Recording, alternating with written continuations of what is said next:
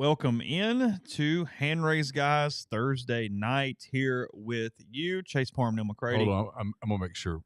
Yep. There we go. Well, Go ahead, good. say it again. Welcome in Thursday night, Hand Raise Guys, Oxford Exxon podcast. Chase Parham, Neal McCready here with you tonight, the eve of Neal's launching off into the road to Boise, Las Vegas tomorrow.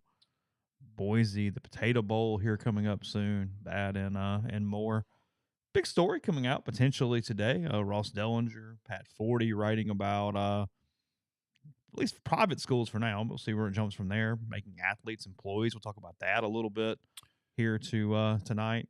Yep. When you become an employee, you are subject to typically rules, right? A lot of stuff. With your employer. A lot of stuff. And if you don't follow those rules, you can get warned, you get written up, and ultimately you get terminated. Especially in right-to-work states.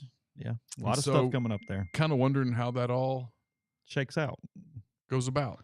Because a lot of the players that potentially want it, they want the good. They don't want the bad. And that's not what you get when you jump into that. Well, I mean, I'd like all the good without any of the bad. That'd be good, wouldn't it? I could just pick and choose every outcome. That'd be awesome. Okay, so I get the good? Yeah, no bad. Really can make that work. Should we fix that? Yeah, I'm the prop. Yeah, I've got. Yeah, I'm gonna figure it out. It's fine. Okay. Need a vacation. You're gonna get. Well, I'm going to come back from my vacation, and I'm going to take a few days. I'm excited about that. I'm sure you are too. We'll get back on the 21st. A reminder to people. And again, this is not directed at fans because I have done this multiple times in the last 4 days. Okay? So if I'm doing it, I have a suspicion a lot of people are doing it. December the 21st. I'm reiterating this again. I'm doing this for me. This is not. Oh, we're doing okay. This is not directed at you guys. Although there's a few people that probably need to hear this because I catch myself doing it. Okay. December the 21st is the day that the high school kids can sign. High school. They get off the ramp. December the 21st is a meaningless day to transfer portal guys. It's meaningless. Yeah, zero. Zero meaning. It has no meaning at all. Just another day. Unless you want to buy into they're waiting for that so that the kid signs and then they can announce that they're coming. Oh. Okay. But even then, pretty meaningless. There's a feeling among some people, and I think it's I'm going to say this word, it's the recruiting fanatic.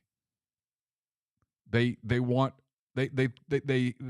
kind of catch themselves, I think, going, it's all going to get done on that day. And it's not all going to get done on that day. At all. In fact, what did you say? Ole Miss starts on the 20th? Is that correct? Of January? Yes. It was somewhere in there, but as we read, you technically could get in all the way to like February the 3rd. That's something. right. That's right. Because we agreed we just we went with January 31st right. as an end date. And that's an early end date. So technically, a guy could decide to transfer to Ole Miss on January the 31st, enroll February the 1st, February the 2nd, and be good to go. He's never going to sign anything. By the way, hey, Lane, you and me, man, we're on the same page on this. Promissory deal that's binding, I'm all for it. But there's not one. And so instead, Ra Thomas, for example, he's visiting. Ole Miss went in tonight to visit him, the wide receiver from Mississippi State.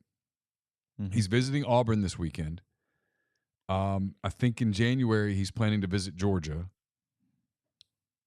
He's got a month plus. What's today, the 15th? I mean, he's got a month and a half if he wants to take it to make his decision. So December the 21st to Ra Thomas is just December the 21st. It's the winter solstice. It's 4 days before Christmas. It's all it is. Nada. I mean, it has no meaning unless he chooses to make it meaningful. And he can if he wants. But it doesn't. There's no pressure on him. There's no deadline on him. Hey, this is the morning. Sign the papers, rah-rah. There's no papers to sign. So if he chooses to make a decision, there's nothing that signs that binds him anything.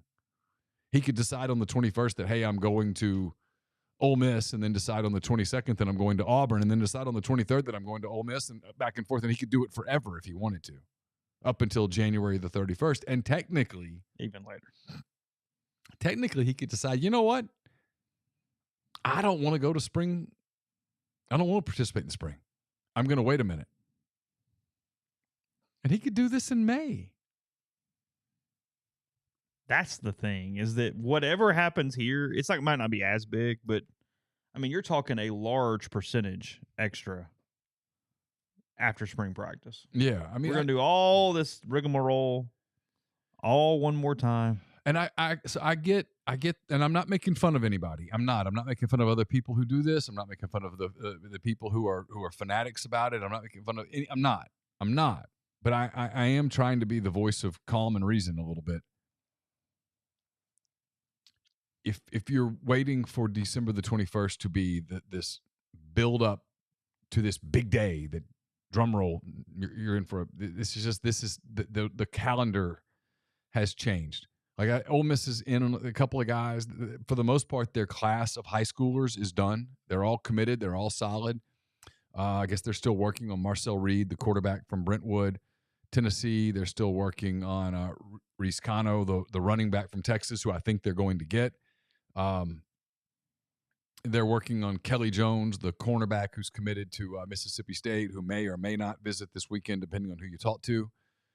But for the most part, the high school thing is done. I heard some positives on Marcel Reed with sticking with Ole Miss last night, by the way.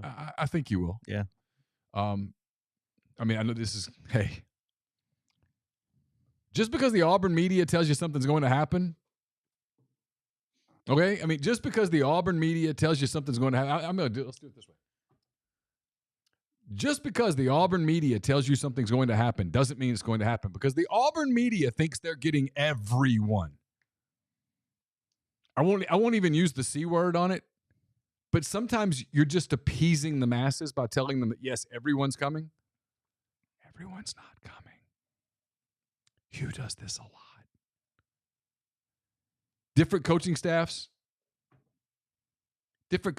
Chase, handle things different ways. Some coaching staffs are really buttoned down, and some coaching staffs are really unbuttoned, and they'll tell you that everyone is coming.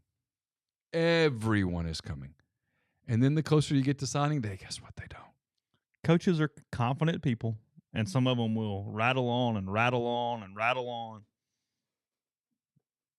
Go on and on and on. Oh, yeah, no, all good. Call the buddies. Because what you do, look, it's a lot like some, let's be real, it's not like some recruiting reporters. And this isn't about anybody in general. This is across the country. Yeah.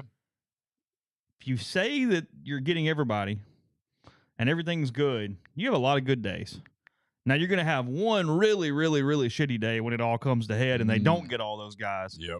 But you keep everybody into the sugar and the saccharin for a really long time. It's addictive stuff, man. Oh, man. It's all good. Hey, so-and-so, good. We're in good shape. And then, it just fell through and didn't quite happen. And you got a bad day. And in the old days, you could say they cheated. And now it's not even cheating, because somebody offered a higher salary. But point being, coaches do the same thing with sources, with recruiting reporters, or everybody. Hey, everything's good. Everything's good. Now, don't worry about it. It's going to be all right. Going to handle it. Oh, I used to say this. The worst sourcing in the world on recruiting is a coach. Was coaching. The worst. Now, I'll give this staff some credit without outing anybody. They're pretty realistic. Miss on a few because they're confident people, but they're pretty realistic. Well, and you don't have all the information. I mean, that's the thing about this that we see over the course of time, is that even a staff recruiting a kid doesn't have 100% of the information in a lot of instances.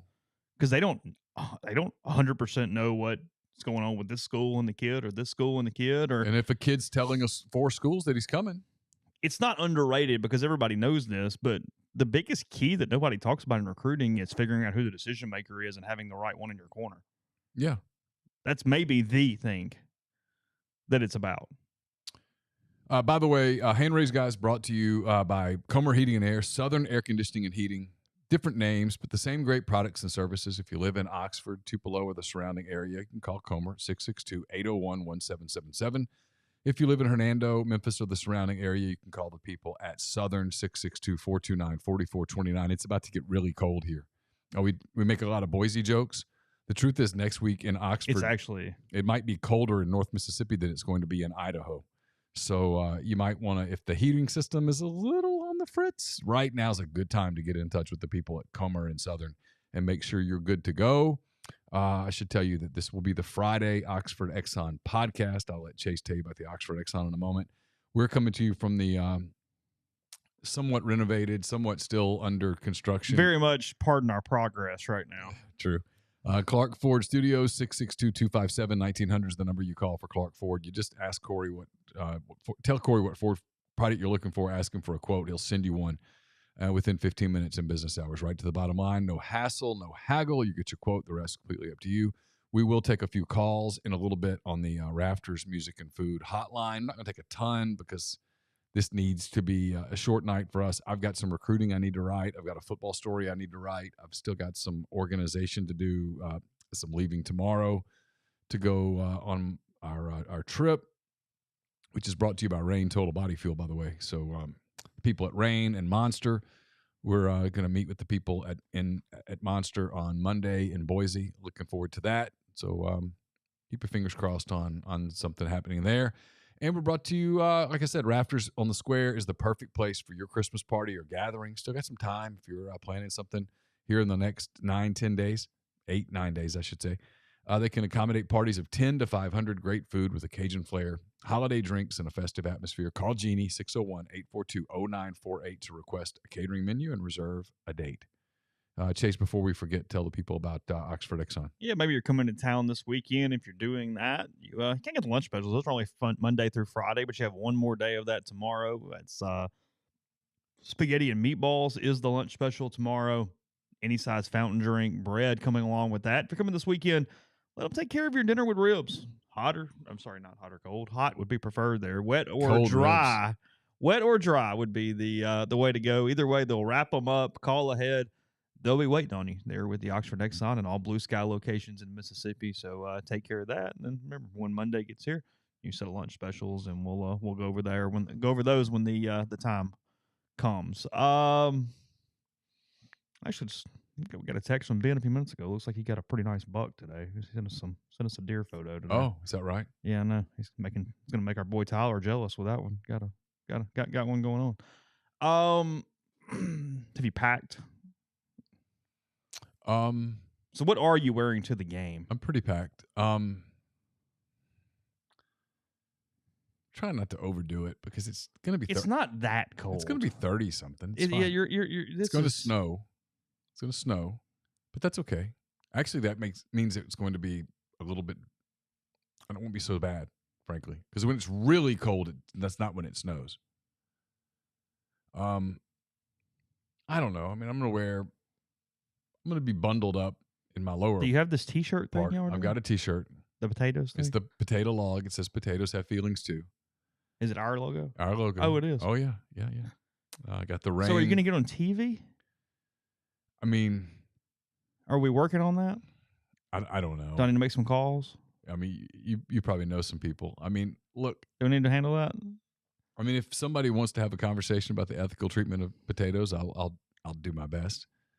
I've yet to come up with the exact way that the phraseology needs some work still. I'm not sure that how exactly potatoes are mistreated, but I feel confident that they are, and I want to advocate for potatoes to be treated more fairly. But yeah, I got some stuff. Got a heated vest under the T-shirt. I'm gonna be bundled just in case. Got an undershirt. We'll see what happens. It'll be all right. You gonna wear a Raiders jersey to the game Sunday? I haven't thought about that, but I'm more excited about the hockey game on Saturday night than I am the Raiders. Oh, y'all game. doing hockey? Yeah. Okay. Well, that is the better part. You perked me up there. I went, oh well. I know NHL in person. Yeah. Now we're in. Okay. Golden Knights and Islanders on Saturday night. The Islanders have been pretty good lately. Have they? Right? I don't know. I like in person hockey. I'm in. You don't care who it is. No, I mean, for the most part, NHL hockey Yeah. players are really good and professional athletes. Thanks. They're really good. And I'm told that's a great place to go to a game, so I'm kind of excited about it. But Raiders, Patriots, yeah, sure, I'll cheer for the Raiders. Why not? I don't really like the Patriots very much. So I can cheer for the Raiders. I do like their uniforms.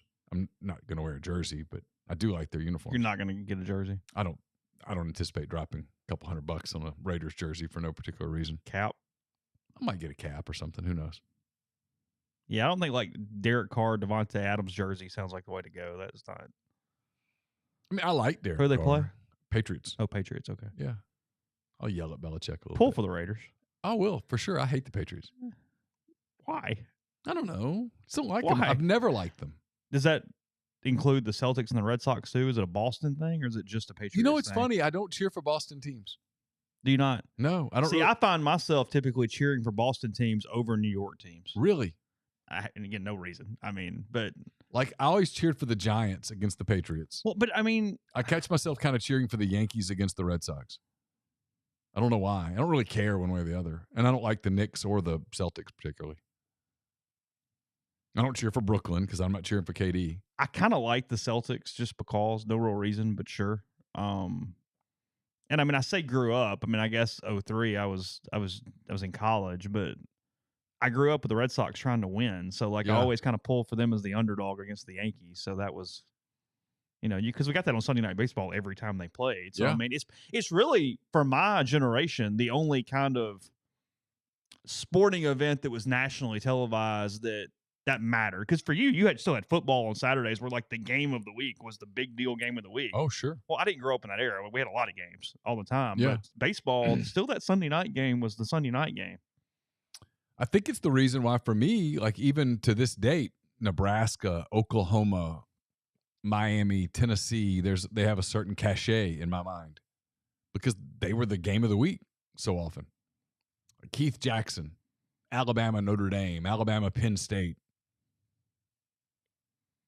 Those kind of games. Oklahoma, Nebraska, Miami, Notre Dame. USC, UCLA was always a big national game. Those games still resonate with me, I think, because of my childhood. Yeah. No, it doesn't extend to the Patriots in football. I would pull for the Giants out of those three teams between Boston and the New York teams out of those three. I remember Steve Grogan for sure. Absolutely. Hey, wore that nice uniform well. I mean, that was the great uniform from the Pats and wore it well. Steve Grogan, Burt Jones, Roger Staubach, Terry Bradshaw, Jim Hart, Ken Stabler. I mean, those were my guys. Dan Fouts, Dan Pastorini. I mean, Ron Jaworski. Oh. Phil Simms. Yeah. I mean, Phil Simms was like early 80s. I was 11, 12 years old. Because Simms was the quarterback on the 86 Giants team. He's the one that got hurt and Hostetler replaced Yeah, but that him. was Super Bowl 25. They beat the Bills in the first Bills Super Bowl in that one. Yeah, I was because in high that was school. also Whitney Houston's national anthem game. Yeah. Because I think we talked about this. That's the first Super Bowl I really remember. Yeah. Like where I sat down and remember the whole thing was Giants over Bills. Isn't that funny? The first Super Bowl I remember was Super Bowl, I guess, 11. Vikings and Raiders. Fran Tarkenton, Ken Stabler. I remember watching that with my dad in Ruston. It was at the, I want to say it was at Where was it at? Los Angeles Memorial Coliseum, I think, or the Rose Bowl, one or the other. I remember Vince Ferragamo against the Steelers. Rams Steelers. Well, the reason it was the right age for me to sit down and really watch it and understand what I was watching. And it was Whitney and it was the Bills and it was close. And I remember the Giants had the late drive with Otis Anderson and just getting the ball down and Hostetler and the whole deal. But I tell you what did it too was I had like this NFL films thing, they would release like the season things. And for some reason that was a year that, as a kid, that I kept watching over and over again. So it tells you the story of the season. So I don't think I actually have memories of the games. I think I have memories of this video as I grew up and watched it over and over and over again in the next off season or whatever, and that's how that's how that went on. Because I remember even like some of the Bills playoff games and things as they got to the Super Bowl, and that's the only way I would know that. I wouldn't have. I mean, it wasn't like I was a Bills fan at that point or anything. But did you have an NFL? Yes, the Saints. Did you have an NFL team your whole childhood? it was the Saints from day one. Yeah, Okay. yeah. I mean, I started going to Saints games when I was little. Okay. So no, that's because my weird thing with the Saints is, and look, we're aware of how much they lost. I didn't see a Saints loss, and went a lot until high school, Really? at least. Yeah, like the Saints won like my first 9 games or something. Oh wow. I mean, they should put me on payroll the way that They thing was should. going. I Well, mean, yeah, because think about it now. yeah, that's crazy right there. I did not realize that the Bills, the ones that lost to the Giants 20-19 in the Norwood kick game. Yeah. They won the AFC Championship game 51-3. Yeah, destroyed The Raiders. Raiders. That's right. 51-3. They were a great team. Wow. Getting to 4 Super Bowls in a row. Think about that. How hard it is to get to the Super Bowl 4 years in a row. Forget winning and losing. Winning your conference. Just getting there. Look at the Saints. As good as they were. Frankly, their best teams didn't win one. It's so hard to get there. Look at this year. I mean, there's 3 super teams in the AFC. They're not all going to the Super Bowl. I get they got a ring, but there will be a level of sports fan that Rams game haunts me forever because they would have beaten the Patriots. Oh, it's more than fair. I really think they would have beaten the Patriots. It's more than fair. I'm just checking something. Yeah, you're fine. We good? Oh, yeah, we're fine. Rolling along? No issues? Yeah, I'm checking to make sure that I've got this system paired in case we... For calls? Yeah, I think I'm actually connected. Really? You know, your boys learned a little bit over the years.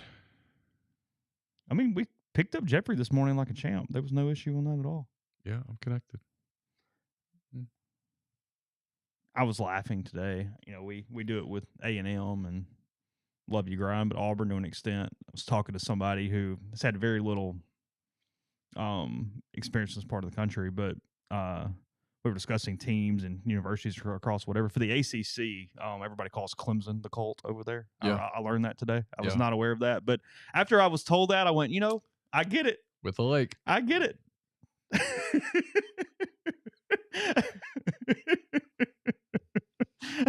You're saying all of it.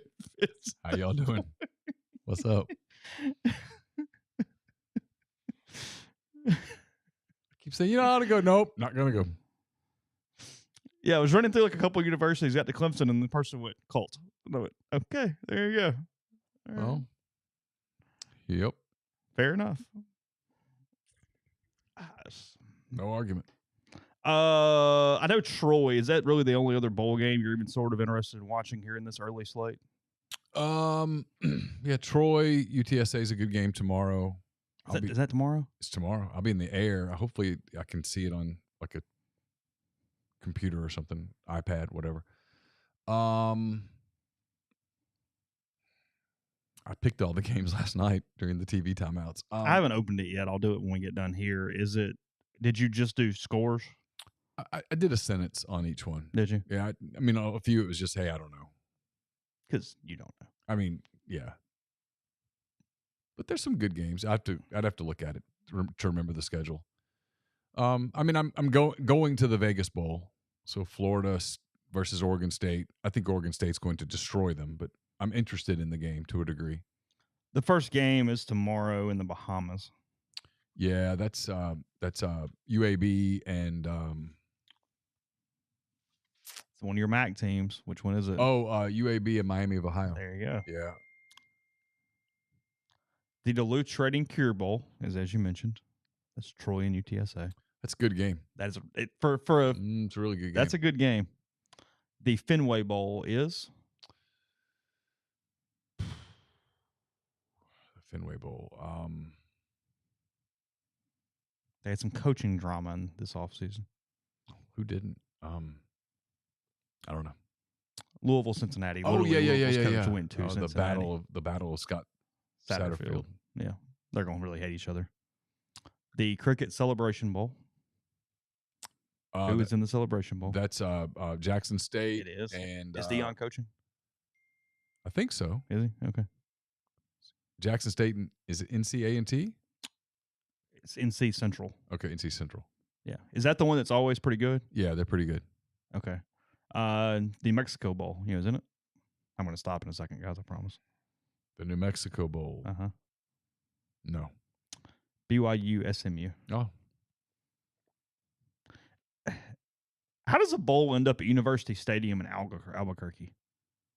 Some organization somewhere decided, by God, we're going to sponsor a bowl. How does a bowl end up at Crampton Bowl in Montgomery?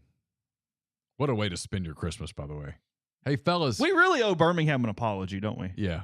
We really kind of do. Hey, fellas. It could be Montgomery. Like, isn't Buffalo in that game? In this game? In the Camellia Bowl? Like the I December don't the know. 26th or something? Where it's like, wait a minute, why did we win this game? So we have to go where for Christmas? Yeah. The Crampton Bowl in Montgomery, Alabama is Georgia Southern Buffalo, the Camellia Bowl. Tuesday, December 27th. I mean, how crappy is that? What are you going to do for Thanksgiving, for Christmas in Montgomery? Hey, You think they've got a bowl schedule yet? did you see where they sent one out today? I did. What is the scenic things to do in Montgomery? I guess you could go visit the Capitol. Is that? I mean, like, seriously, what will they do with them? they got a Buffalo Wild Wings. Is there a Baumhauer's there? I'm not sure. Probably. I'm always amazed at the business Baumhauer's gets in Tuscaloosa. I mean, it is just freaking kicking. Yeah. All the time. Always. I mean, out the door. There was one in Daphne that we used to go to all the time. Really? Yeah. Is it better than Buffalo Wild Wings? I mean, I've eaten there, but I don't really remember. It's the same. When you were little kids, they had chicken tenders and crayons.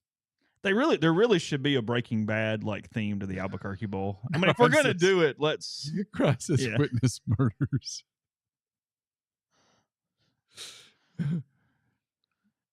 That would be cool if they called it the Breaking Bad Bowl. What else you got? I mean, seriously, why not? Paint the field white. Sure. Or even like the blue. It's got the little hue. You got the little blue hue color in it because go all in. Just saying.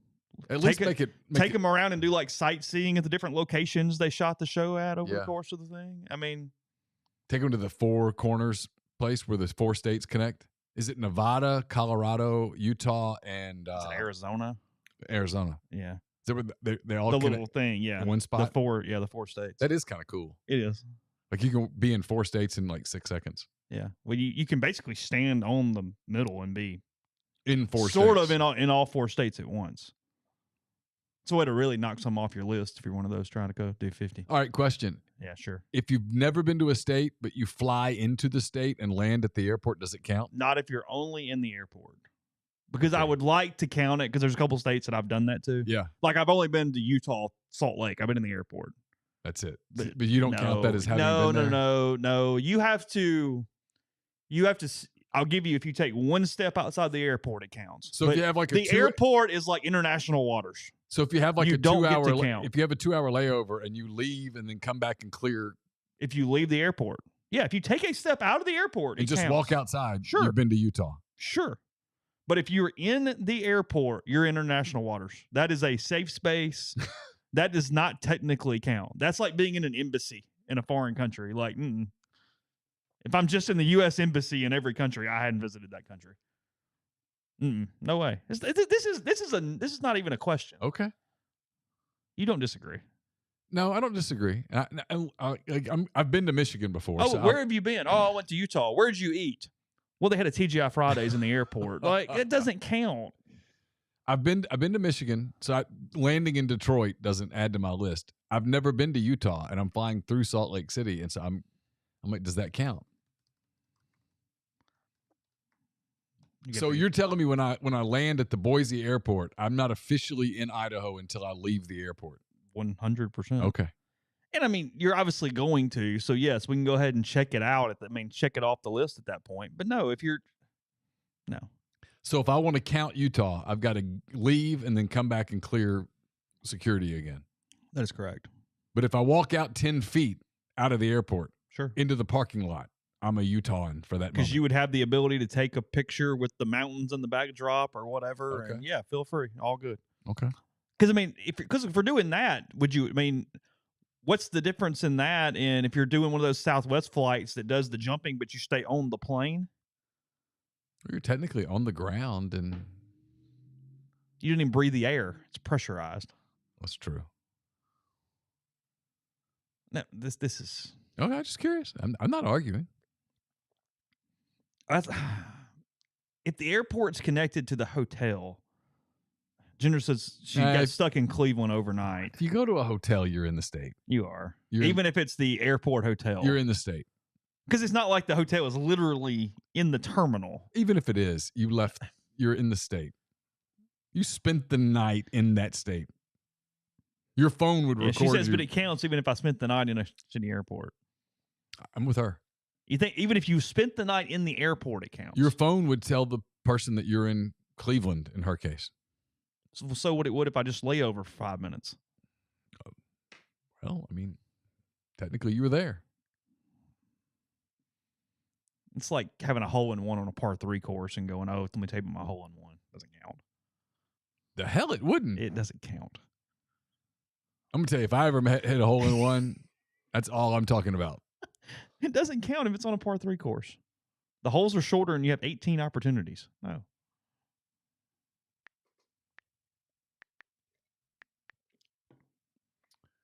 You wouldn't feel good about it. If you counted Utah in that way, you would know deep down that it's not exactly 100% right.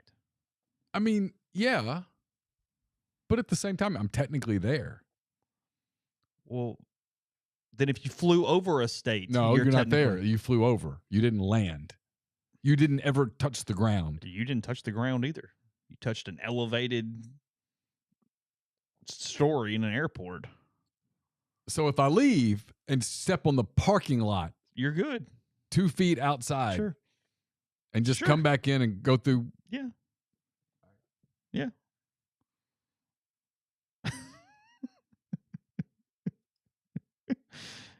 So we have a new number. I've got to present this new number. So you're going to have to talk to the people for a minute. Okay. We've got some arguments about Cleveland going in our thread here. I like Cleveland, by the way. Neal has really liked them outside of 2016. And even then, you kind of liked them. They were the enemy by circumstance. He actually wants the Indians or the Guardians to win a title at this point. Well, they're spending more money than the Cubs. Well, hell, you and I are spending more money than the Cubs. I mean, Brock Purdy leading more touchdown drives there for the 49ers. They have jumped ahead of the Seahawks.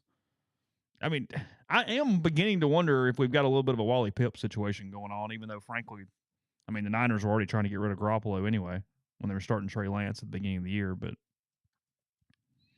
this is shaping up to be kind of interesting. I mean, the 49ers are going to win a few games, and they are going to be a sack of it in the playoffs. I mean, I like the Eagles more, but it's close. Oh, and they're going to get Deebo Samuel back. He's only out a couple weeks. And that's when you know you had the year where it's just working out for you because, as you said the other day when it happened, that thing looked like it was torn all to pieces. And when he gets up and is relatively fine, that said so much where you go, oh, okay. Oh, it made you get it. wonder because the way they all reacted, I thought he'd blown his knee up, broken stuff, and that's not what happened. All right, that's the new number if you want to call. We're not going to stay super late tonight, like I said, but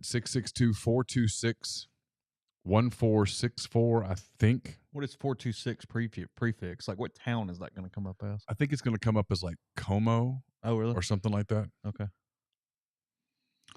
Chauncey asking, would I keep the same philosophy if claiming what countries you've been to? If you had a layover in a country. Yeah, if you had a layover in Paris, you've been to France. You just haven't. You have to qualify it as I didn't get to go anywhere. I was at the airport. But you technically were in France. So you're arguing you're going to get to count Utah. No, I mean, it doesn't matter anymore. But it's one of the places I haven't been. It's Carson got home. Oh, it's the garage. We're up here. We're above the garage. I was like, what the hell is that? The JV had a game tonight, so he went. Okay. Oh. All right. Hey, who do we have? All right, hold on. I got to get you paired here. Hold on. Did you hang up on him? I don't think so. I heard a beep. All right. All right, hold on.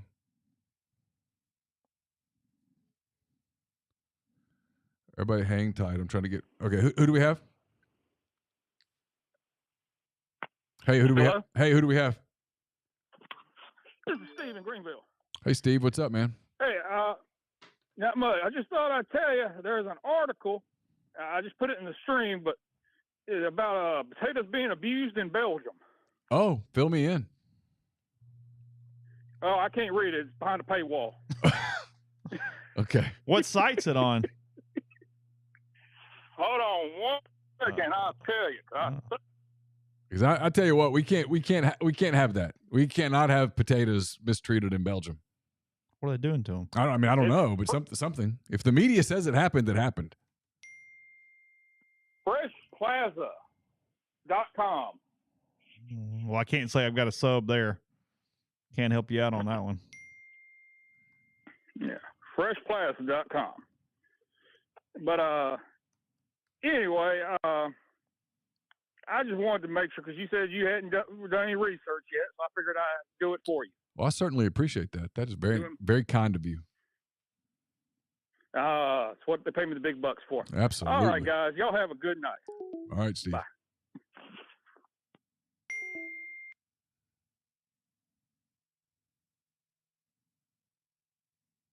I do see Belgium is having a ton of problems with potatoes when I did a Google search.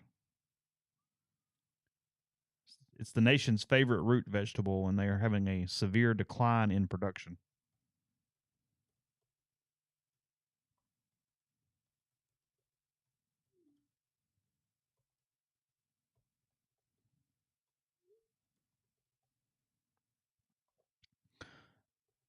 We're waiting on any more calls. We mentioned it in the opening a little bit. Sounds weird again. I don't know. I guess you hear me fine. I hear you fine. This employee thing. Couple things to this. I don't have the story up in front of me, but what is happening is there's another push to at least give athletes the ability to be employees from a school. On its face, it's just a private school measure right now. That's all that is being anticipated or attempted to break into this is from a private school standpoint, though people believe that if that were to happen and get voted on and approved, it would also lead to public schools at some point quickly as well. And the argument from an athlete is that it would allow them to get into collective bargaining measures for all revenue based upon that. But it has a lot more negative side effects of it in a lot of different ways as well. Go ahead, Neal. We'll just kind of continue as we. Hey, who do we have? All right, hey, hang on, Glass. Hold on. I've got to figure out how to get you. For whatever reason, your phone's not wanting to go to Bluetooth, and this is a new thing that I'm learning. So hold tight.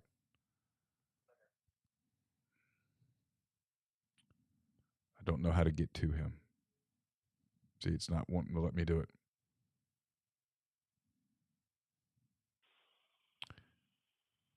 Hey, who do we have? Hey, who do we have? Hey, who do we have? I'm here. Is this Glass? Yes. Hey, what's up, man? There you go. All right. I listened to the podcast early day, and y'all was talking about Kermit and all, and I didn't really get into it a whole bunch. Just talking about how about. And I was going to kind of get your opinion because you kind of been around the program a lot, Kermit with Kermit and all. I kind of think with people's like kind of run around, Kermit semi did in and out situation. Might be different, but after his first season, even kind of his second season, people are really invested and recruiting efforts were there more than probably so than Andy ever had. And when he more so, I get it publicly, but even privately, he really hyped that his third season, hyped that team, players that he let it be known that needed to get the people went out and got for him. For whatever reason, it didn't pan out, and people really even started questioning their evaluations. And Yeah, it's more after than that fair. third season, there's pretty much every money went. I I really think think that kind of started. If he would have been even, go ahead. I think you're more than fair. I think that's true. It's something it's the over promise and under deliver as opposed to under promise and over deliver. When you tell a fan base for an entire offseason how good a team is going to be, and then it's not good, you have created expectations. If I invite you over for dinner and I tell you, man, this dinner is going to be absolutely incredible. It is going to be one of the best dinners you have ever eaten. Glass, you will think about this dinner for years to come. Okay, I'm building expectations. And if that dinner ends up being just kind of good, you leave disappointed. The flip side is if I tell you, hey, Glass, listen, the oven's kind of broken. We're doing the best we can. we're going to do the best we can. We're going to try to make it We're good. going to get you fed. Hey, we're going to feed you. We're going to have a good conversation. The beer's going to be cold. We're going to have some wine. It's going to be okay. And then you sit down for dinner and it's delectable. And you're like, man, this is amazing. You leave going, God, that was incredible. Even though maybe it really wasn't, but it's all about expectations. And I agree completely. For whatever reason, Kermit does that a lot. And I think he's tried to sell tickets, but it's been it doesn't translate once. But if I tell you the dinner's going to be awesome, Yeah, Chase, I'm not arguing. it's got to be awesome. Yeah. Right? I mean, if a restaurant. I disagree a little bit, Chase. I run around some circles, invest in basketball, and have talked around Kermit a little bit. And he didn't just do it publicly; he did it privately to people directly. Yeah. That were invested in basketball. I mean, it wasn't just a public. I get the public deal. You're trying to sell tickets, but he did it privately. Some people that are really invested in basketball, and it has not helped him in his tenure. No, I agree with that. I completely agree. It's not a popular take, but I agree with it. And there's it because it makes you wonder when it's done privately if you fully understand what it takes to win in this league, the kind of player that it takes to win in this league. That's exactly right. That's the conversation that's been happening. And even question their evaluation. Should we really be given what we're giving? Because can we trust their evaluation? Are we wasting our money? Yeah, listen. It's whether it's right or wrong. It's more than fair. I'll probably piss some people off by saying that, but it's true. It's more than fair. If you say all of that, you got to deliver it, and it's one of the reasons you got to be so careful in the preseason. I had people say, "How come you guys aren't doing basketball content this football season?" And my answer was honestly because I'm not convinced they're going to be good. I'm not convinced Ruffin's going to be healthy, and I don't want to do all that hype stuff because in January people go, "But Neal, you said they were good," and my response is, "No, I quoted them saying they were good." But it gets lost in translation, and I just chose not to do it this year. And if I'm perfectly honest right now, smart on your part. If I'm perfectly honest right now, I'm kind of glad that I did it the way that I did it. And look, I hope they shock. The other big thing. I hope they shock me. I hope they shock you. I hope they win a bunch of games. I love covering the NCAA tournament. I would love for this team to make the tournament. I would love to cover a tournament team. They don't look like one. And the other thing, I was for Kermit being gone last year, and I agree with Jeffrey's take that he's still here this year because of the situation with Keith and AD now, is that, I mean, because I know some things that there was, his first 2 years, there was more recruiting money there, however you want to take it, than Andy really ever had. There was more investment. I'm not saying it's Kentucky investment, anything like that, but there's more investment Ole Miss has had in a long time. Yeah. Hey, thanks for the call. Appreciate it. All right, thanks, brother. Hey, who do we have? Oh, lost him. Still learning this system a little bit. Yeah, I was looking up a couple things to help you with a couple different things we'll hit before the next time. Yeah, I think there's some things that I could do differently, but I'm not exactly sure what they are. And it tries to disconnect me all the time. Hey, caller, who do we have? This is Jake. Hey, what's up, man? Hey, yeah, so just tagging on to the basketball stuff, you guys talked about how, we got to make it a priority and you can't punt on basketball. I mean, what's the downside if you do punt and funnel any extra dollars you have into basketball and football where the returns got more chance to make an impact and actually win championships? Yeah, the downside is that you just can't be irrelevant in a major sport that bridges, frankly, football to everything. It occupies your winter and your early spring, and it's morale. You don't want to be bad at men's basketball. It's an important sport across the country for each school to be competitive at in a lot of ways. It's a revenue generator. I mean, they're just high school kids take you're not visits max. Well, that's a in good point. February, right? A high school kid takes a visit in February and it's 37 degrees outside. You can go, hey, we have this great baseball team. It's 37 degrees. Yet you have this really nice basketball arena. I mean, you look, the answer is, and I realize this is the easy answer, and people go, well, if it were that easy, but the answer is you're good at everything. You got to try to be good at everything. I mean, there's like 5 or 6 sports that resonate, and you have to try to be good in all of them. And it's football, obviously. It's basketball, both men's and women's, but primarily men's. It's baseball, it's softball, and it's soccer, and maybe volleyball. Those are the sports that kind of resonate a little bit to some degree, and you need to try to be good at them. But punting on men's basketball is just it's so stupid that it's not an option. I mean, it's just not. It's too important. How much more investment to get to the championship level do you need as like a percentage? And what does that get you if you put it into one of the other sports? I mean, look, the only other sport that you could justify putting it into as opposed to basketball is football. That's it.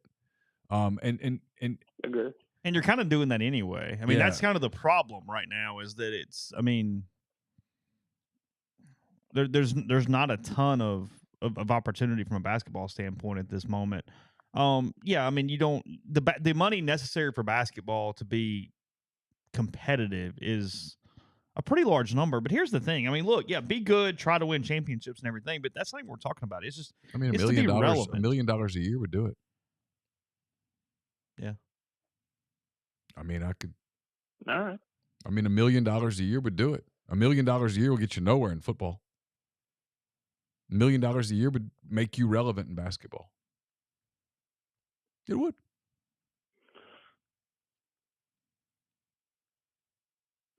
All right. Well, appreciate it, guys. Okay. Thanks for the call. I mean, that's the truth. I mean, those are kind of the rough numbers.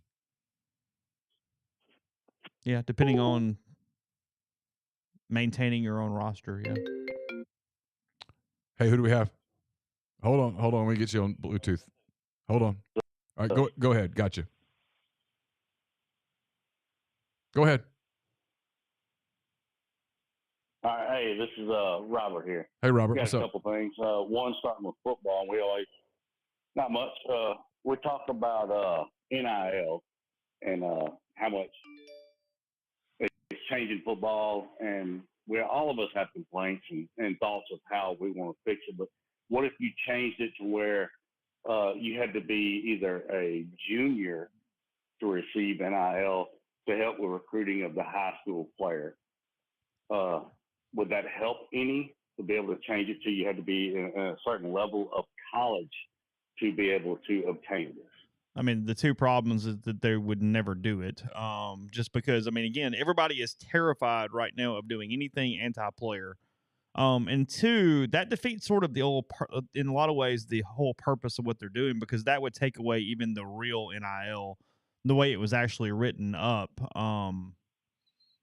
for half your roster, if you will, at that point. So, I mean, I understand. I mean, in a utopian way, yeah, sure, it would help. But, I mean, it's just people are, if anything, are going the other direction, which is why we keep having the conversations of what does this do to the sport long term and what does this look like?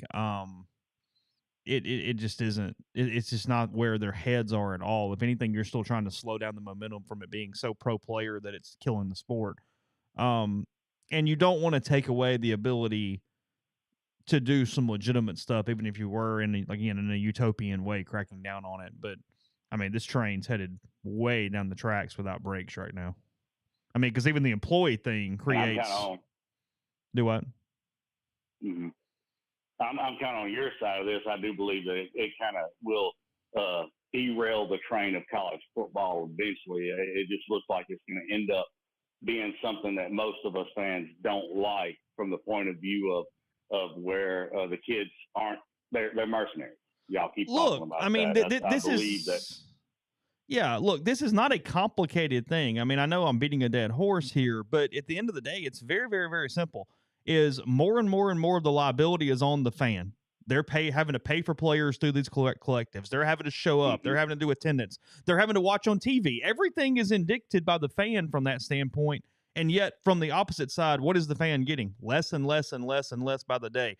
They don't know the players. They're not able to build emotional attachments to them 3 and 4 years. The games are longer. Everything's more expensive. I mean, the athletic departments aren't paying the collectives. The fans are. So at the end of the day, the fans are getting less and less and less for more and more and more. It's a level of fan inflation that is not at all sustainable long term. Right. The second part of this is basketball. And I love watching the basketball program, but it is extremely hard to watch. And I worked with the mother of a recruit that was recruited by both Mississippi State and Ole Miss. And she said the only reason Ole Miss did not get said recruit was she felt as though Kermit played a role player in her house other than just be himself. And if he would have been himself, her kid would have been at Ole Miss. It's just impossible for us to comment on that because we don't know that. You know what I mean? I mean, it's just it's impossible. Right. I don't know. I mean, recruiting's hard. I mean, yeah, you know, I got that. But you did leave one of the ones we ought to start focusing on a little more. And I don't know how many people here like it. It's softball. It's becoming a larger and larger sport. It's fun to watch. It's one of the more fun sports to watch. Yep. That's on TV because it does give you the 2-hour perfect window. Yep. There's scoring. It can happen in a heartbeat. And when you add Texas and Oklahoma to that softball league, I mean, you're going to talk about the previous 8 or 9 winners of college softball is going to be in the SEC at that point. So that's another one that money should be going into.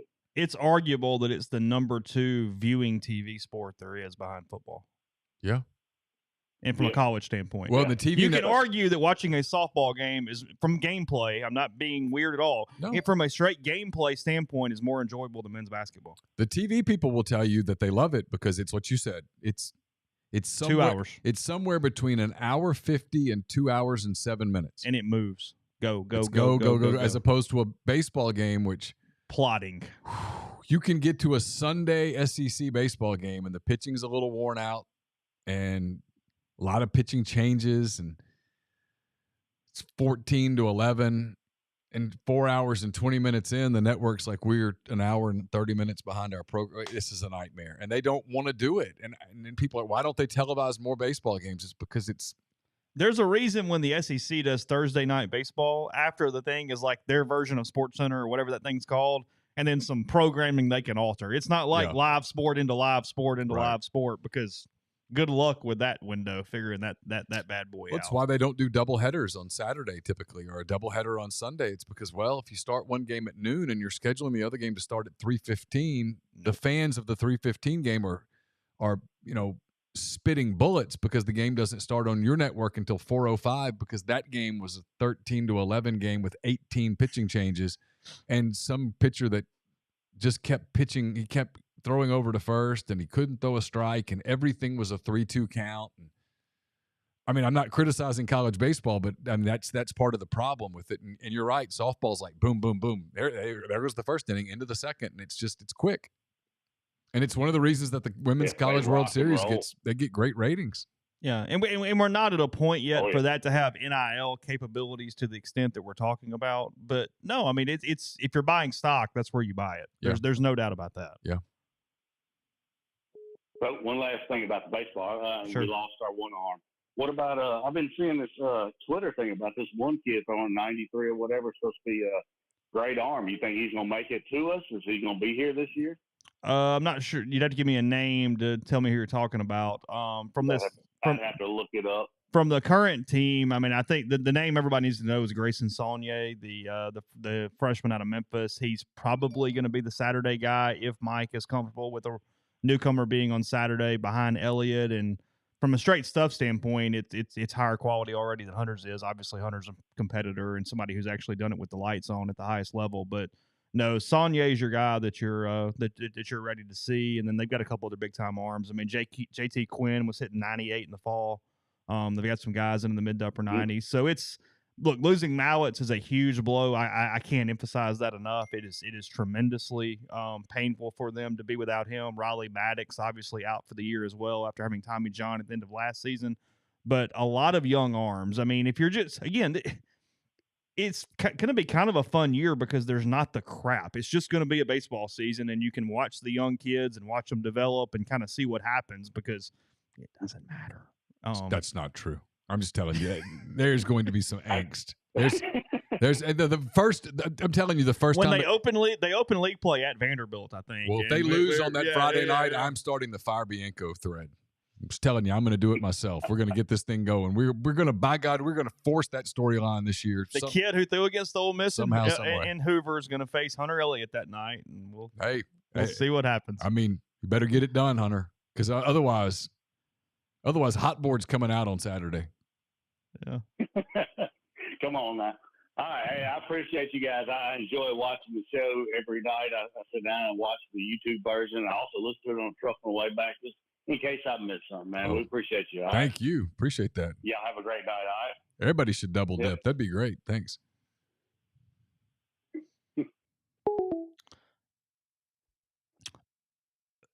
Kind of having this conversation while we're in between calls, but just to finish that thought about the employee thing, a couple of the ones that could pop out to the top of my head is it's a Title IX issue that I don't know how you get around. And then that's the athletic department figuring out salaries for all these different people. It's all this doing this stuff. It puts the university's 501(c) in danger where no longer are you doing some of the charitable givings and things because it's all taxed. Yeah. It's all employee based. What is the what is the thing where you're getting the tax benefits from donating to those things? It's a corporation. It's the start. Again, long way off. It's the start to does something happen where this is just either some sort of lease program for football teams to universities, or are universities only the major sports and everything else becomes some sort of club team run by the university in some way where they have to separate because it changes up. It's 1,000 different things. Hey, who do we have, caller? Hey, guys, this is Austin. Hey, Austin, what's up? Oh, not much, guys. How are you guys doing? Oh, we're great. Man, I'm glad to hear that. So I got a quick question, but before I get to it, I just wanted to reiterate, even though I know it's already been said, just continued prayers for the Bulldog family. I know a couple beat writers and trainers, and I even know a couple football players that are really taking this really hard, but nobody more so than the family. So just wanted to reiterate, we're still praying for them. We're still thinking about them, and I know you guys are too. Just wanted to say that, and appreciate you guys. All y'all have meant to me personally over the year. I'm being 100% honest, and I know you guys will probably blush or roll your eyes. It's fair to do either one, but one of the coolest blessings of the entire year for me has been y'all's content, finding y'all's content. Y'all have been awesome. I appreciate all the work y'all do. Really do. Thank you. So on that, I had to say that because I had to say that because weeks like this week, you're reminded of what's really important, and really appreciate all you guys do. And really, I'm serious. Found you guys during the World Series run, and you guys have been just awesome. I've listened every single day. Thank you. Appreciate that very much. So. Man, no problem. So I promised I had a question, so I'm going to get to it. I want to ask both of you this. I was talking with my father about it because my dad was at the UCF game last night. I was at church. I had to miss it. And the first thing I do when I get out of church is I realize that I see the memes all over Instagram that we're down 21 to nothing before we can even look up and see the scoreboard. So I have to ask both of you. And I know this is such an impossible question, but let's say hypothetically Keith Carter came to both of you today and said, guys, fix our basketball program, wave the magic wand, but you only get one thing. You get one way to fix it. What would be your piece of advice about how to fix the basketball program at Ole Miss? You can say it as simply as you'd like, or go into detail, but obviously this ain't working. So, what would y'all do? What would be your advice? I mean, if it's a genie in the bottle, I just need an NIL and I'll figure it out. Yeah. That's it. I grew up in Ruston, Louisiana in the 80s. They had a basketball team there. They had a player, a small forward named Karl Malone. He was surrounded by some other people. I remember their names. I was in middle school, junior high, and I loved that team. They were amazing. It was Karl Malone, Willie Simmons, Rennie Bailey, Wayne Smith, just some dudes. In other words, I just named a bunch of guys that were not Karl Malone. NBA Hall of Famers. They had one great player. That's the thing about basketball, unlike football, where one great player, like Quinshon Judkins, is a great player. Ole Miss is not playing in the playoffs. Karl Malone took Louisiana Tech to the Sweet 16, and they lost at Old Reunion Arena in Dallas to Wayman Tisdale in Oklahoma by 1 point in OT in the Sweet 16. In basketball, you just need one great player and then some dudes around him, and that's a great player. Or you can have a handful of really good players. It's frankly the quicker fix. If you so the answer to the question would be, I don't know, $1.5 to $2 million a year in NIL, and I think I can figure it out. Right. I'm going to go get a couple of really good players, or one great player and a couple of good players, and we're going to go see what happens. I mean, it's frankly the quicker fix than any of the other sports. Like, I can't go. I don't know what the market in baseball is, but I mean, I would guess at this point it's getting more expensive. But if I had $1 million a year in baseball NIL, I could buy some players. But can I buy an entire team? Probably not. I still got to have some things go my way. Like I said, $1 million in football is not getting me very far. But $1 million in basketball, $1.5 million in basketball and NIL, and I can get some dudes. I mean, I think Ole Miss's basketball NIL right now is like $50,000. I mean, it's just, I knew it was bad, but it's not enough to compete. And so you can blame Kermit if you want. And look, he's not above all blame. Don't get me wrong. This is not me defending him at all. Not any. I like Kermit a lot. That being said, I mean, you can criticize his offense. You can criticize his coaching style. I think sometimes he uses the bench too much as a detriment, but that's just my one guy's opinion, and I could be wrong. But would Kermit's team look better if he had better players? Sure. Would it be easier to get better players if he had more money to get them? Yes. So and I always say this, and Chase knows where I'm going with this. Let's say you decide to move on from Kermit Davis, whether it's now or in a year or in 4 years. The moment you fire him, it's not his fault anymore. Now you got to go fix it. Now you got to go fix it. You can't keep going, well, if only. Nope. Nope. You got to go fix it. Like the moment Auburn fired Brian Harsin, it's not his fault anymore. You fired him. So now you got to go fix it. Whatever it is, that's the deal. So when you take a step back from it and go, okay, well, we got rid of Kermit Davis. Now what? You got rid of Andy Kennedy. Now what? There were people that were like, Andy, Andy doesn't do this, Andy doesn't do that. Well, now what? I mean, what's it been, 4 years? And you look back and you're like, I'm not sure it's been fixed. And so Andy's won a bunch of games at UAB. Kermit won a bunch of games at Middle Tennessee before he got to Ole Miss. I'm not sure that it's a coaching thing. I think it's a player thing. Absolutely. I'm really tired of, and I'll be quick. I'll be brief because that was really all I had. But I'm very. I think I speak on behalf. I know I speak on behalf of a lot of us when I say I'm really tired of basketball being the redheaded stepchild of the athletic program. It feels like, and I don't think it's of the athletics program though. There's too many people over there. I think Chase will vouch for this. There's too many people over there who love basketball. The AD played basketball. There are people over there who love basketball. I think it's a fan. And the current roster has some NIL deals that have some substance to them. We're talking about like what's there to go get. I mean, yeah, that's kind of the more scary part here is, look, it's not Duke or North Carolina or something. Don't get me wrong.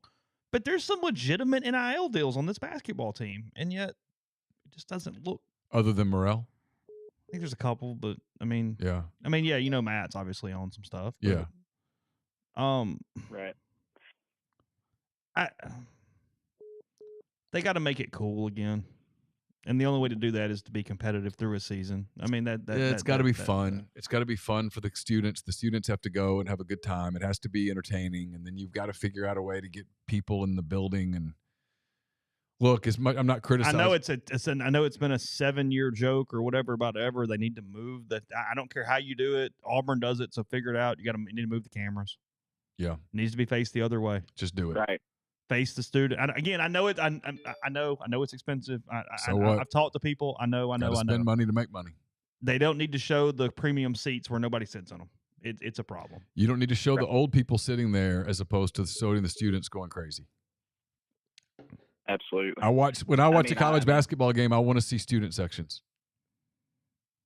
They're fun. I mean, look at the way Florida's image shot. Look at that. I mean, you can see it. It's in your face and it's intimidating and it looks cool. And I just using them. I mean, look at Rupp, same thing. And I mean, I was at the game. Now I know it's December and I know students are gone and everything, but I was at the game last Saturday, and I mean, this is a weekend game where there's nothing else going on. There's really nothing in town that would take your attention away. And if they had 2,500 people in the building, I'd be surprised.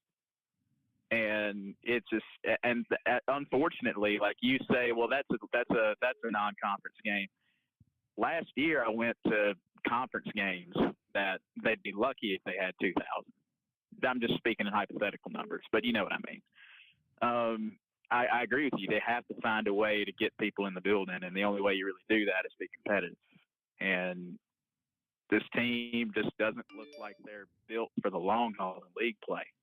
Nothing I've seen says that yet. Who knows? Maybe I'm wrong. I hope I'm wrong. Hey, thanks for the call, guys. I appreciate the time. I really do appreciate it. Thank you. Thank you. Yeah, the other thing I need to Google is how to keep all the phone stuff quiet in the back. I was already looked. I can tell you how to kill at least the beeps when we get done. Okay. Yeah, I found. We'll learn. Yeah, it's all good. Oh yeah, it's fine. It is quieter than Skype. It's a lot of pushing as you're having to do, but hey, who do we have? Oh, they hung up.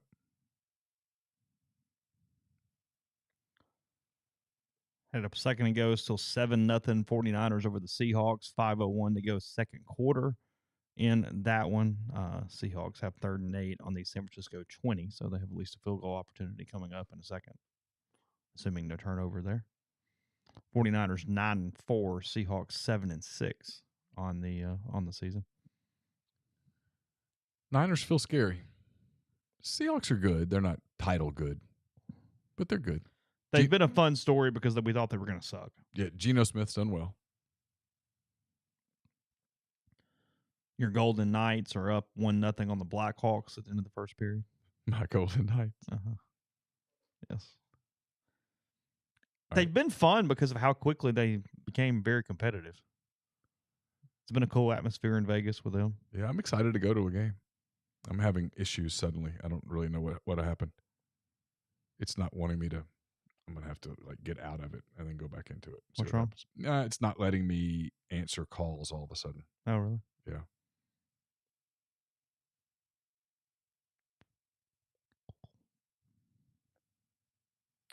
Not really sure exactly what the deal is, but it's suddenly not letting me answer calls. So I'm doing something wrong. Do you want to just swipe up and kill it and then? Yeah, I'll come back in. Yeah.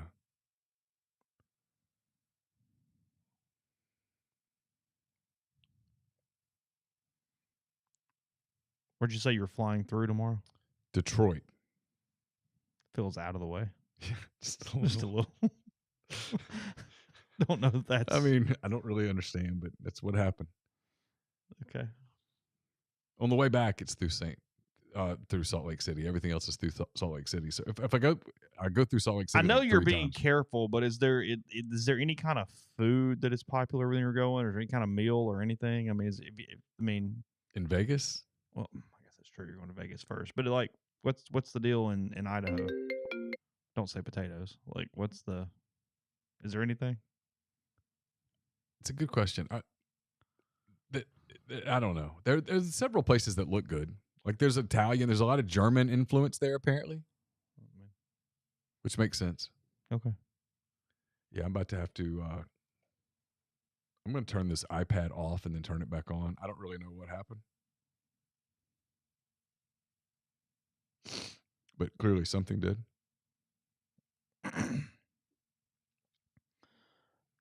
Reading from the internet here that outsiders may think Idaho's best known dish is the potato, but ask most Idahoans to name the state's signature dish, and you'll hear finger steaks. It's battered deep fried beef strips. I mean, beef deep fried. Sure, it's not gonna suck. No, it's gonna be all right. See, my problem with something like that is that means 3 o'clock in the morning on a treadmill, and so it's not worth it. And for anybody rolling their eyes, he will get an actual physical reaction and mental he will. I mean, I can't help it. I don't mean he will feel guilty about it. Yeah, I don't mean for it to turn me into a psychopath. It just does. It's not a conscious decision that I make to, hey, I'm going to freak out here. I mean, if I could be a little more laid back about it, I would. It's just one of those things. I looked up 10 things that Idaho has is staple foods or things, I guess common to them or signature dishes or whatnot. Idaho does 70% of all farm-raised trout in the country. Oh, yeah? Including the Idaho ruby red trout. These boneless fillets are pan-broiled and served with wild rice and seasonal vegetables and been brushed with house-smoked roasted red pepper butter. A delicious and heart-healthy dish great for lunch or dinner. So, in Boise. Are you a trout person? Yeah, I like trout. I like trout, too. Yeah. Beef tongue is a Boise thing. Nah, I'm good. The organ meats and stuff, not really. Not tongue. Really. Not my thing. Huckleberry milkshakes. What is that? I'm trying to figure that out.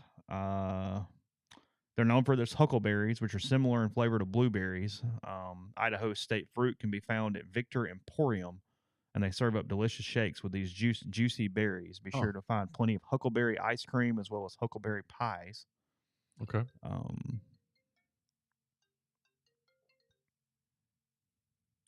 right, hang on. I'm getting you. Hold on.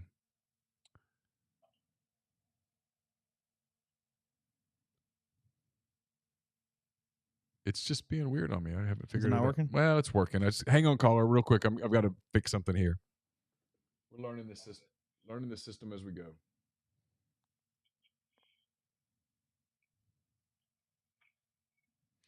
What's interesting about the beefsteak things is that they say it's still pink on the inside, like served medium rare, that even though it's deep fried and looks like almost like a chicken strip, inside it's still medium rare. Maybe into medium. Here we go.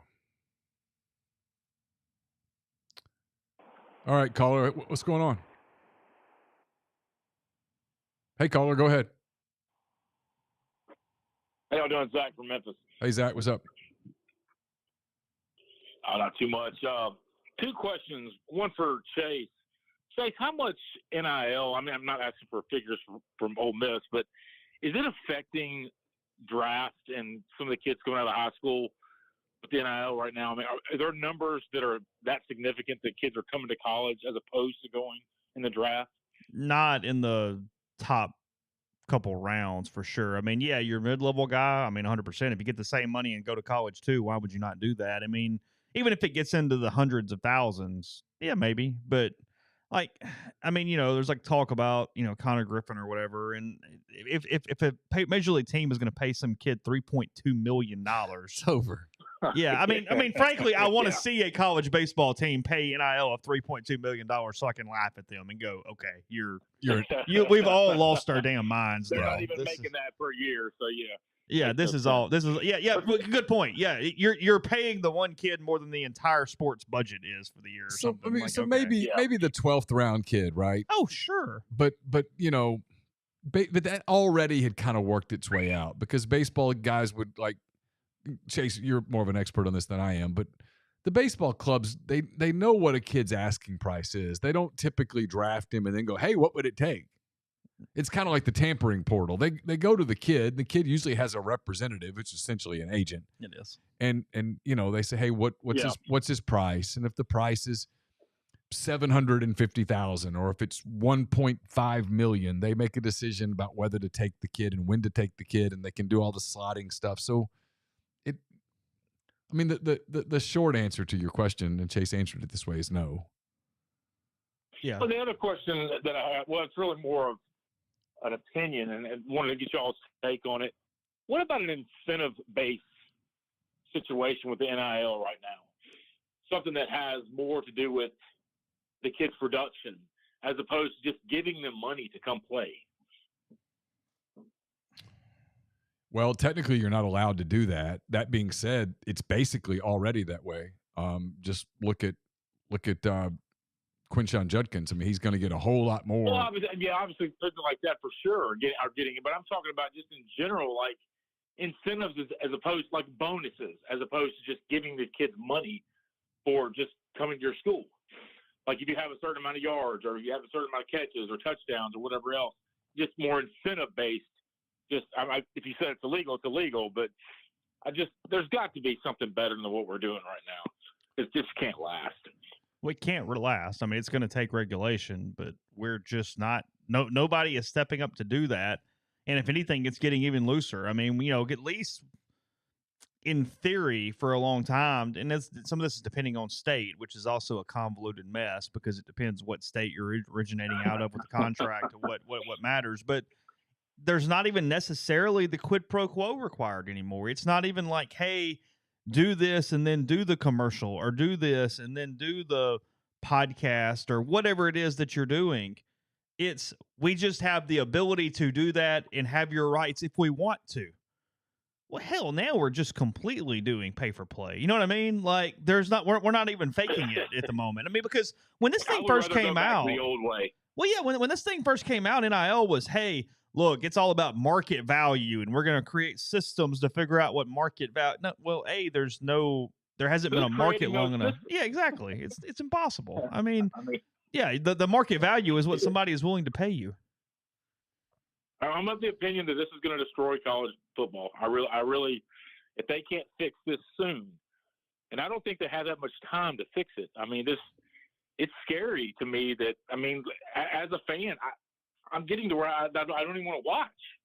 And that's very frustrating because I love college football. But maybe I'm only one feeling this way, but I just do not see how this can sustain 2 or 3 more years. I really don't. I mean, I think it can sustain that long, but I do think it's just a slow, methodical chip away until something changes. And look, it's still really new. It's kind of what I keep telling myself is I understand that today it doesn't look like there's some drastic change or today it doesn't look like whatever, but it's still in its infancy. I mean, there's time to everybody to take a breath, take a step and figure out what makes sense. But the problem, as I said earlier, is just simply the train is still moving that other direction because when we're having conversations about what if we get to a point to where athletes and schools are doing employment contracts and collective bargaining, the money just doesn't work like that. There's not the money inside these departments to collective bargain through. These collectives that are doing NIL deals, that's not university salary. I mean, it's so many different deals from that way that it just doesn't quite make sense. I have hope that it calms down and this thing settles in some way, but no, we're not there right now. I mean, and I don't think this is up to Congress to fix. I think this is up to college football to find a way to fix it itself. Yeah. Well, thank y'all for what y'all do. Real quick, last thing, Chase, what do you think of baseball this year? Regional, hosting a regional. 16 and 14 or 17 and 13, which will get them one of the last 4 spots of a regional host. Sure. Yeah, somewhere between 13 and 16 national seed. I can live with that. As long as we're not talking about firing Bianco, I'll be fine with that. You will not be talking about firing Mike. 16 and 14, I'll be leading that charge. It's ridiculous. Pitchforks and torches. Well, y'all have a good night. I mean, guys. I'm gonna tell you Thank what. much. Listen, you start letting a Thank program you. take steps back, and next thing you know, you're accepting mediocrity. Well, that's an improvement. They didn't get there this year. They were 14 and 16. I'm talking. Look, you've been to Omaha, you've won it. So anything less than that is taking a step back. That's what's wrong with people of your generation. You accept mediocrity so well. Know a lot about this new linebacker that's committed. Good player, committed. 52 tackles at Central Florida this past year. I mean, they've had 5 against Tulane in the conference championship game.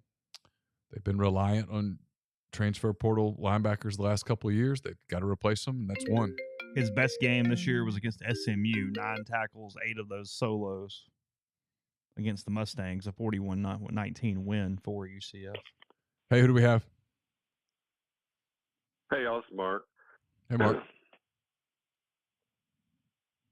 What's up? Up here in Columbus, we got Ohio State. Up here in Columbus, you got Ohio State crying poverty on NIL. It's just hilarious. I've They're a seen mess. that. They're a mess, man. Like, big time mess. They're crying poverty now. Granted, they just signed the 2 top players committed for 2024, but yeah, they're crying poverty over it. And I did hear something interesting today from somebody related to Ohio State. It was the whole idea was to get these players a piece of the pie, but instead of giving them a piece of the pie, they decided to go create a whole new pie. So instead of giving them a piece of this $100 million that every school is getting every year, they're just going outside that. Why aren't they getting that money? Because that money goes to pay for everything else in these athletic programs. Yeah, and all the fat in these athletic programs. If you look at them everywhere, you've got the director of this and an assistant director of this, and you've got so many people that are in these departments, and then you've got the other sports, and then you've got, that's what I was getting ready to go to. You've got other sports that, frankly, if this were a business, the first thing you would do is you would shut those sports down. It's where it's not functional is nobody's taking into account that this is not one sport with only money going to that one sport. It's why the employee thing doesn't work, because you can't get into collective bargaining or employment contracts because you're paying for men's tennis. You're paying for whatever. It's not just football or even just football and basketball where that's the money and you're only taking care of those sports. I mean, it would be like the Cubs not only having their payroll, but their owner having to also pay for the soccer team that he owns out of that too. And it's like, Crunky with the Rams. Is that the reason Swanson hasn't signed yet? Well, there you go. What are we doing here? Maybe so. But you know my point. I mean, it's the same thing. It's, hey, I got this one pot, but the owner of the Rams is not having to pay for all of his other teams out of that one pot too. Well, that's what an athletic department's doing. It's not just one team or 2 teams. It's the whole freaking place with one real revenue generator having to do all the rest of it, and their players are the ones wanting a little piece of the pie. Well, they're producing pie that goes everywhere else to feed the whole village. And a place like Ohio State that has 36 varsity sports. Yes. Yeah, I mean, look at Ole Miss, right? If you were a business, you'd have a football program, you'd have a men's basketball program, and at Ole Miss, you'd have a baseball program. You'd shut everything else down. At some places, a lot of places, you would immediately kill the baseball program. In addition, you would just be football and men's basketball, and then at some places, you would just run a men's basketball program. You'd shut everything else down. I mean, it just doesn't. It like Chase said, it doesn't work. I mean, the people that are trying to turn them into employees and stuff those are also the crazy people that don't understand the reality. They have no business sense at all. They don't understand this is not a capitalist venture. And keep in mind, Ohio State people don't believe that Ohio State's ever given an athlete an extra benefit. They're totally holy. They sign top 5 classes every year. Well, then they're stupid. Then they're stupid. Stop. I mean, The kid from Florida that goes to Ohio State got paid. I mean, everybody pays. Everybody pays. That's no, Neal. They see that script Ohio one time. That Archie man go out there and do script Ohio and the diet of the eye and just think, I play my college football there for free. Yeah, I mean, I have no patience for those people. I mean, come on. I mean, they recruit all the same kids Alabama and Georgia does. Alabama and Georgia don't get them all. You get some of them too. What they went there for free? Come on. But yeah, they're a mess, man. Total mess. Like people are like, because we've been talking for a month about Ole Miss's NIL situation. They're a disaster up here. Like panic city. Gene Smith's getting on there begging for money, and like it's crazy. Ohio State, you'd think they'd be flush with it, but they're not. What do y'all think about the playoff? Who you like? I like Michigan big, and I think I like Georgia pretty big. Yeah. I think Georgia absolutely exposes Ohio State. I don't think the game's going to be competitive, and I can't wait for it. I think Georgia's going to win Surrounded by these people. I think Georgia's going to win the whole thing again, and we're going to have to start having a conversation about Georgia being the new Alabama, because I think they kind of are. Absolutely. I think because even recruiting, they've got whatever they need. Well, it's the reason Alabama's taking a step back is because Georgia's taking 7 or 8 kids a year that normally would go to Alabama. 7 times 4 is 28. It's a lot of players. Yeah. All right, y'all. Thanks. And the new sound sounds fantastic on both the podcast and the YouTube stream. Appreciate that. Really sounds good. Thank you. All right. Talk to you later. Thanks, Mark. All right, we're going to wrap there. Ole Miss has a football recruit commitment we just talked about. There's some other recruiting stuff that I need to get to. There's a football story that I need to write. It's 8:35, so I'm running out of time to do those things. We will have this show for you in podcast form on Friday. We've got a Monday podcast that's already pretty much done. Chase has to package it, but Ben Mintz will join us. Denson Hollis will join us. I meant Hollis. Will join us on Monday. Chase and Brian Rippey, I think, is the plan. We'll have a Tuesday podcast for you. We never do a signing day podcast. We won't do one this year either. That's on Wednesday. I don't expect a whole lot of drama or anything with signing day, but we'll bring that to you on Wednesday, and then we'll see what happens the rest of the week with podcast and stuff. We might do one on Thursday the 22nd, and then shut it down, or we might just shut it down. So we'll see. Thanks to you guys for Chase. You don't have FOMO? No, I'm You're good? completely good. Yeah, I figured yeah. I figured you might be. Again, our thanks to Comer Heating and Air, Southern Air Conditioning and Heating for making this show possible each and every week. Again, we'll be back with you guys on Monday in audio form.